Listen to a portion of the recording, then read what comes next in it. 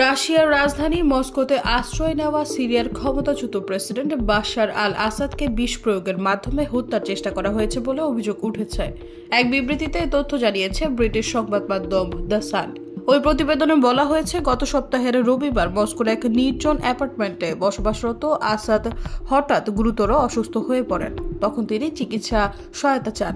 এর প্রায় সাথে সাথেই তার ব্যাপক কাশি শুরু হয় এবং তার নিঃশ্বাস প্রায় বন্ধ হয়ে যাওয়ার অবস্থা সৃষ্টি হয়। প্রত্যক্ষদর্শীদের বরাত দিয়ে রাশিয়ার সাবেক এক শীর্ষ গুপ্তচর পরিচালিত টেলিগ্রাম অ্যাকাউন্ট জেনারেল এসবিআর জানিয়েছে, আসাদের হঠাৎ ব্যাপক কাশি হতে শুরু হয় এবং শ্বাসকষ্টে ভুগতে থাকেন।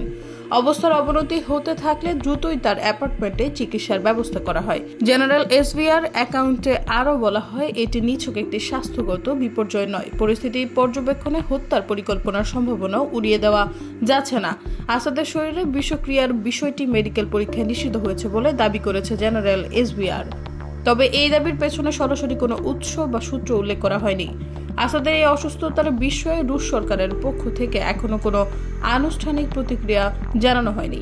এর আগে তুরস্কের গণমাধ্যমে প্রকাশিত খবরে বলা হয়েছিল, সিরিয়ার সাবেক প্রেসিডেন্ট বাশার আল আসাদের সঙ্গে বিবাহ বিচ্ছেদ চান স্ত্রী আসমা। বিচ্ছেদের পর তিনি রাশিয়াও ছেড়ে যেতে চান। পরে বিষয়টি নাকচ করে ক্রেমলিন।